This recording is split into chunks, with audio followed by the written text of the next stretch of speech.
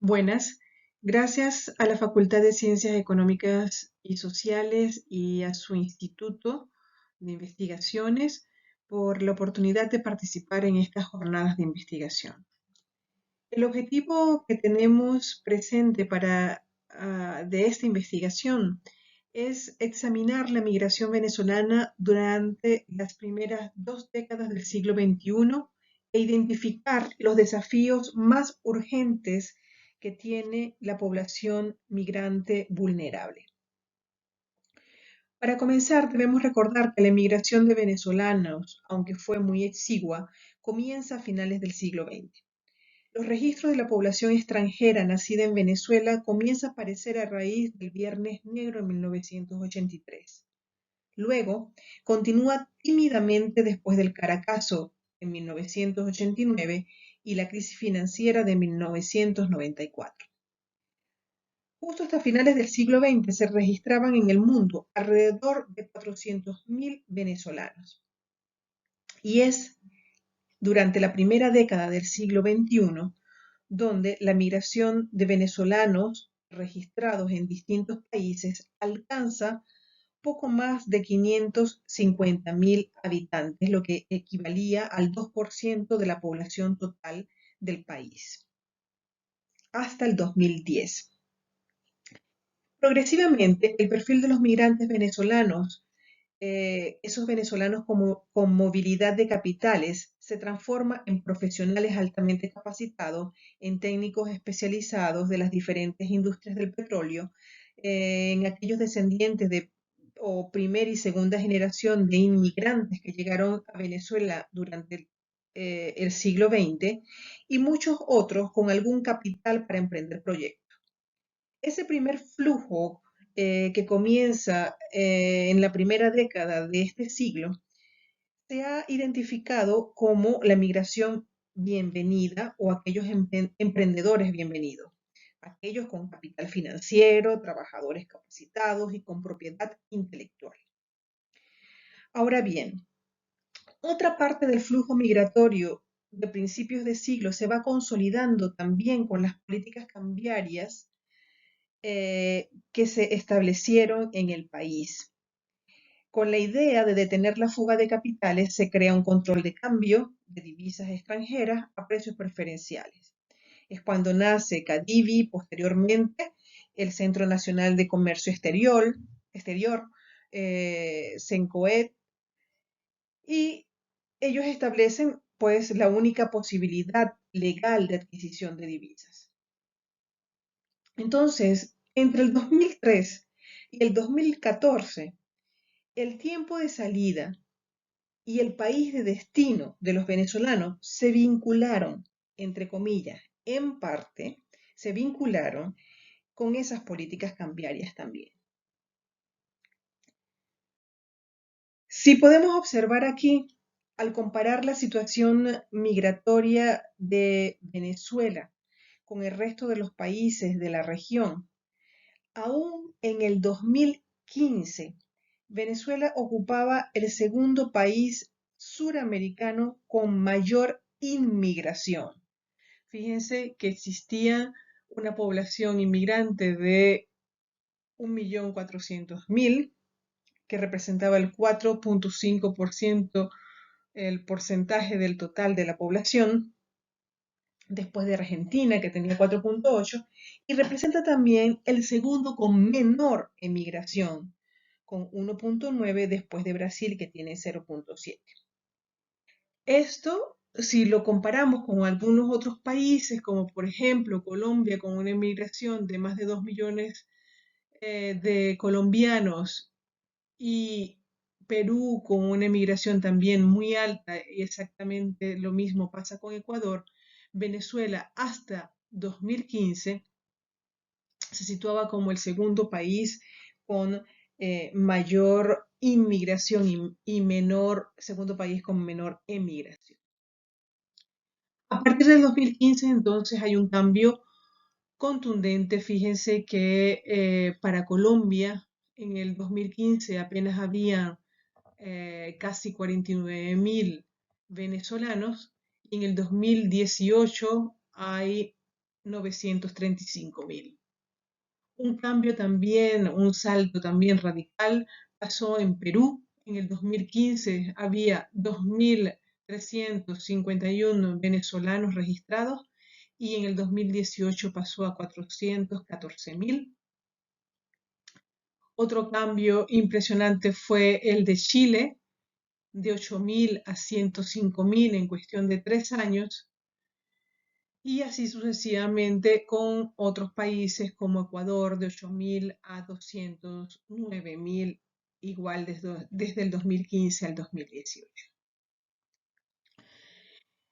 En estas fechas, desde el 2015 al 2018, incluso en estas fechas ya esta actualización para mayo del 2021, podríamos pensar que leyendo las investigaciones, las encuestas, los reportes, los seguimientos de las diferentes organizaciones y de las interagencias de las Naciones Unidas, podríamos llegar a pensar que hay una subestimación y una sobreestimación.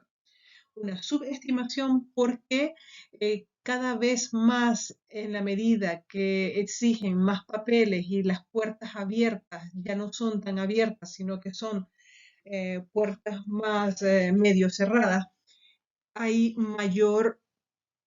una mayor migración por puntos no controlados, y pudiera existir una subestimación porque hay una gran cantidad de gente, de personas, de venezolanos que utilizan lugares fronterizos no oficiales. Y también podríamos pensar que del otro lado, del otro extremo, hay también una sobreestimación en algunas de las estadísticas que puedan presentar a algunos países, dado que muchos de los caminantes, de los migrantes que pasan por este recorrido de Colombia, pasan por Ecuador, pasan por Perú, en muchos de ellos están registrados en diferentes países. Con lo cual, allí este es uno de los grandes desafíos que tiene no solamente América Latina, sino es uno de los grandes desafíos que tiene el mundo con el tema de las migraciones, que es la necesidad de datos más transparentes y datos más coherentes. Ya para mayo del 2021 podemos observar que aquí están los países, los 11 países que tienen más de 100.000 venezolanos registrados en sus países, con la gran diferencia que Colombia y Perú tienen más a partir de 1 millón de población nacida en Venezuela. Luego tenemos 4 países con casi medio millón, que son Estados Unidos, Chile, Ecuador y España. Y finalmente tenemos los otros países que tienen más de 100.000 habitantes, migrantes venezolanos. Ahora bien, más allá de cuantificar esta migración, nosotros hemos estado interesados en ver cómo los países de América Latina han enfrentado y cómo esto ha despertado la necesidad, ha evidenciado, ha puesto en evidencia la necesidad de reglamentar un consenso que fortalezca la normativa jurídica, legal, reglamentaria y administrativa de los estados de nuestras Américas. Y en este sentido, entonces, llegó el proceso de Quito con la idea de fortalecer y de promover este consenso. Y ya en la segunda reunión internacional en el 2018 se concluye el Plan de Acción sobre la Movilidad Humana de Nacionalidad de venezolanos y venezolanas en la región.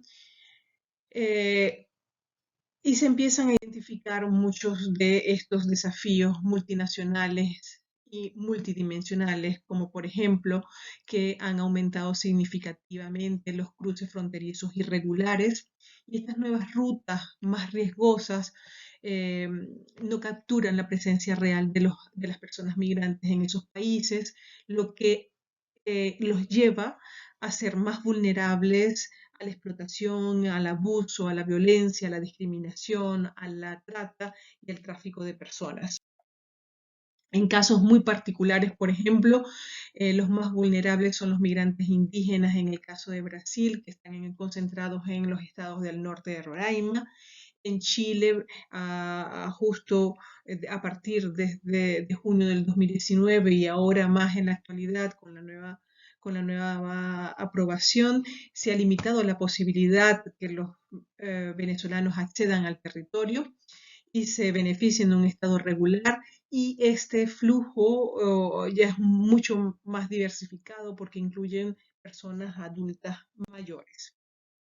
En Colombia, uno de los grandes desafíos es para los niños y para las niñas no migrantes no acompañados, separados por los riesgos relacionados con la trata y el tráfico de personas y el abuso sexual. Fíjense que Mayerly Vergara, defensora de los derechos de la niñez en Colombia, ganó un galardón por ayudar a las niñas venezolanas víctimas de la explotación sexual en el norte de Colombia. Y así vemos como en Ecuador y en Perú, por ejemplo, también hay un incremento de incidentes discriminatorios, hay mucha xenofobia, hay un aumento de xenofobia y hay niños y niñas en edad escolar que están fuera del sistema escolar ecuatoriano y que en Perú, por ejemplo, la falta de documentación permite que niños o jóvenes de 12 a 16 años no puedan inscribirse en para cursar sus estudios, y también muestra unos grandes niveles de hacinamiento en esa encuesta que realizaron en el 2019 de la encuesta nacional sobre población venezolana en Perú, que fue realizada por el INEI. Y en el Caribe, uno de los grandes desafíos es que duran un largo periodo sin la posibilidad de una revisión judicial porque son detenidos, son reportados, son deportados, y muchas veces las interagencias no tienen acceso o tienen un acceso muy limitado a los centros de detención de migrantes.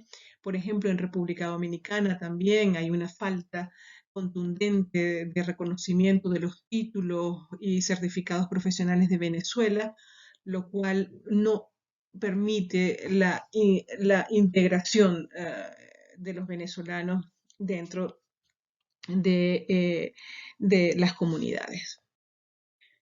Para Venezuela, pues uno de los grandes desafíos es que las consecuencias demográficas de la migración venezolana son inmediatas en el país. Se prevé una modificación de la estructura por edad de la población. Ya, de hecho, existe. Disminuyen los efectivos en edad económicamente activa, la población venezolana ha rejuvenecido muchos países de nuestra América, en especial Colombia, Perú, Estados Unidos y Chile, los ha rejuvenecido, pero hemos perdido en el país gran parte de nuestro bono demográfico que ya estaba avanzado, y también esto tiene unas grandes repercusiones en la formación y la composición de las familias y los hogares. La importancia en la actualidad radica es en garantizar los derechos humanos elementales de los migrantes más vulnerables. Muchas gracias.